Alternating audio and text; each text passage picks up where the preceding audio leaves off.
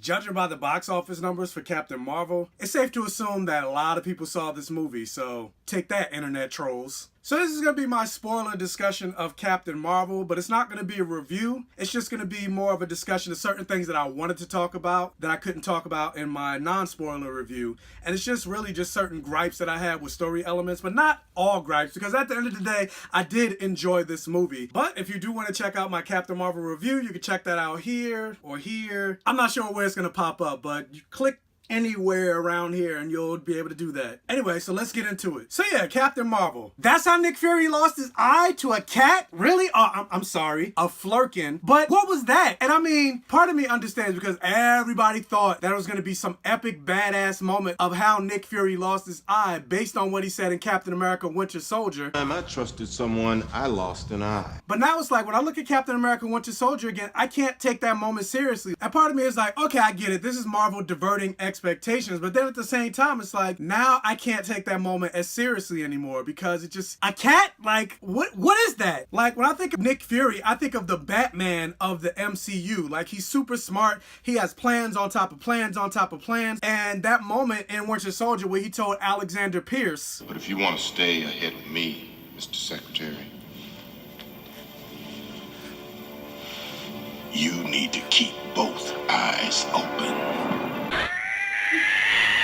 I don't know, it just seems way less impactful to me. Like, it's not a huge gripe, but at the end of the day, I do wish they made a different choice. Speaking of different choices, like, if you're a comic book reader or you follow movie news, you knew Goose the cat was not a normal cat. You knew the cat was a flirkin. Or you might not have necessarily known, if you just follow movie news, you might not have necessarily known that the cat was a flirkin, but you knew the cat was some type of alien. Ultimately, I wish they didn't telegraph that in the movie. Like, there was a moment where Ben Mendelsohn's Talos saw the cat and was like, that's not a cat, that's a flirkin. Or you saw the Kree say flirkin, threat level high, and it was like, I wish they didn't do that so early in the movie, so then that way when you had the moment where the flirkin opened up his mouth and those tentacles came out, I think it would have got a way bigger reaction from the audience and just in general if we didn't already know. By that point in the movie, we were suspecting something to happen with this cat, and like I said, like when it happened in the theaters, I wasn't surprised, but I think I would have been way more surprised if it wasn't telegraphed, and I think the audience would have too. Again, I wish they would have made a different choice. Also, just like Scarlet Witch and Quicksilver, Captain Marvel is another Infinity Stone baby. And of course, this explains why she's so powerful. And I mean, I get it. Avengers Endgame is coming, and it would explain why she could help defeat Thanos because she too was created from the Infinity Stones. But is it just me, or am I the only one that's getting tired of everything connecting to the Infinity Stones? Like, I get it. Marvel was set up with this Endgame,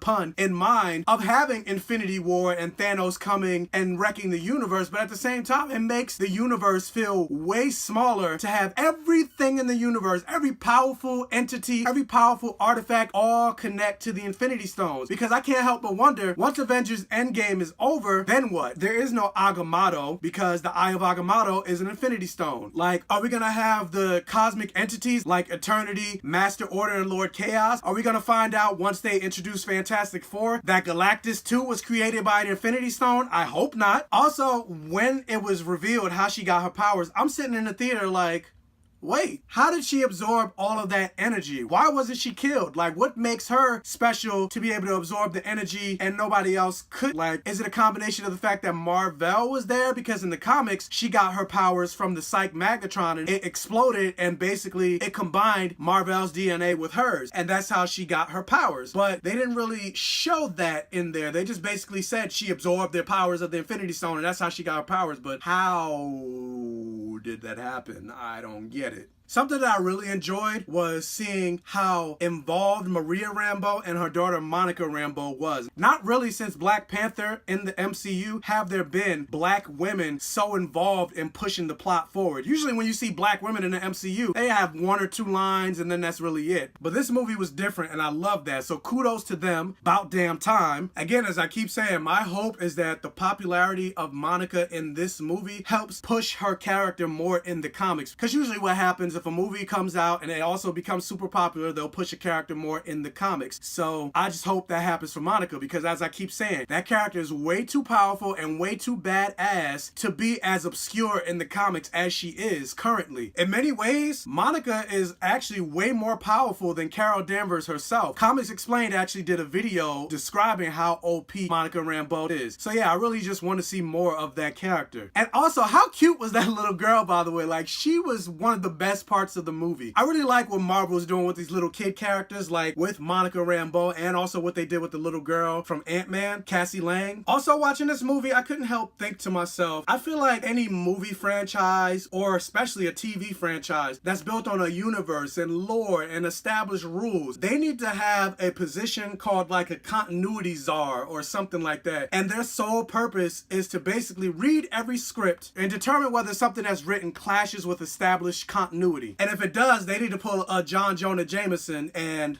Parker, hello, you're fired. Because this movie takes place in the 90s, and according to this movie, this is Nick Fury's and S.H.I.E.L.D.'s first time dealing with any type of alien encounter. However, fast forward 20 plus years to the first Avengers movie, and Nick Fury says this to Bruce Banner. I'd like to know why S.H.I.E.L.D. is using the Tesseract to build weapons of mass destruction. Because of him. Me. Last year, Earth had a visitor from another planet who had a grudge match that leveled a small town. We learned that not only are we not alone, but we are hopelessly, hilariously outgunned. So I'm confused. I thought you already knew about aliens, and if you already knew about aliens, why wait 20 plus years to start working on high-tech advanced weaponry? You're fired. Also, according to Captain Marvel, Nick Fury was trying to set up the Avengers Initiative since the 90s. So I'm sitting there thinking, what were you doing all this time? Like, why did it take until Iron Man 1 for you to try to recruit your first superhero in Tony Stark? And also on top of that, you said in Iron Man, I am Iron Man. You think you're the only superhero in the world? Mr. Stark, you become part of a bigger universe. You just don't know it yet. Who the hell are you? Nick Fury, director of S.H.I.E.L.D.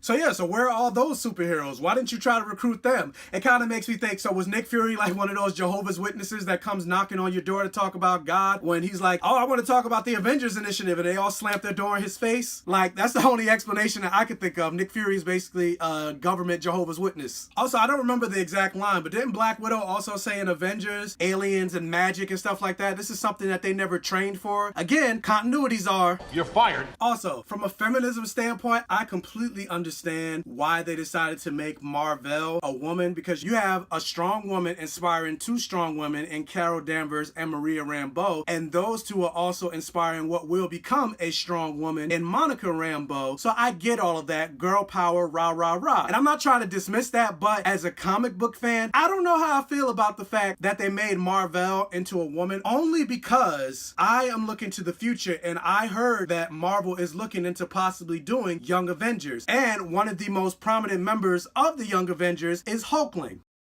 And Hulkling's backstory is he is half Kree, half Skrull. And his father is Captain Mar-Vell, Mar-Vell of the Kree, the character that Annette Bening played, kinda. And so part of me is just wondering, well, A, if you're making Mar-Vell into a woman, and then considering what they showed in this movie, when would she have had time to become pregnant with Hulkling? And on top of that, being that this movie takes place in the 90s, if they do figure out some type of workaround to have her give birth to Hulkling, he wouldn't really be a teen by the time Young Avengers comes around. So I'm like, I don't know. I just have a lot of questions with regards to the creation of Hulkling. That's really the only problem that I have with them making Mar-Vell into a woman. And I guess the final thing that I'll mention is I'm curious of what are they going to do with Captain Marvel going forward. Because as they explained, her powers come from the Infinity Stone. And once she got rid of that chip on the back of her neck, she basically went full Super Saiyan 2, or her proper comic book name, Binary. Like, who or what can they introduce in the Captain Marvel sequel that will really give her a struggle? Because as Kevin Feige mentioned, she's the most powerful of all the Avengers. She's stronger than the Hulk. She's more powerful than Thor. She's obviously, even though she too comes from an Infinity Stone, she's more powerful than Scarlet Witch, because Scarlet Witch is an Avenger, and Kevin Feige said Captain Marvel is the most powerful Avenger, which then makes me go, so shouldn't Scarlet Witch and Captain Marvel be on par with each other? Because they both got their powers from the same source. But anyway, so yeah, what's really a threat to her? In the comics, that binary form is stupid powerful, but at the end of the day, A, she can't achieve binary unless she absorbs a lot of energy energy. Like, she can't just snap her fingers and become binary. And then on top of that, she can only maintain her binary form for a limited amount of time. Once she expends all of that energy, she goes back to normal Carol Danvers. Not that she doesn't have powers and not that normal Carol Danvers is a slouch, but her regular Carol Danvers form is nothing compared to her binary form. So I wonder if they're going to do that in the movie. They didn't really seem like they're going that route in the movie. It just seemed like she could just binary like at all times. Overall though, like I said, I did enjoy this movie, but this movie raised a lot more questions than it answered. And I think that's part of the problem when you end up over explaining things. Also, so I guess Secret Invasion's not happening because the Skrulls are good guys, right? I don't know. I guess we'll see. So anyway, how did you feel about some of the things that I outlined in this movie? Were they a problem for you? Were they not a problem for you? Are you looking forward to more Captain Marvel in the future? Let me know down in the comment section below. Also, be sure to give this video a nice like. That'll really help me out. And if you haven't already, be sure to hit that lovely subscribe button. And if you want, follow me on Instagram, Facebook, and Twitter. Links for that will be below.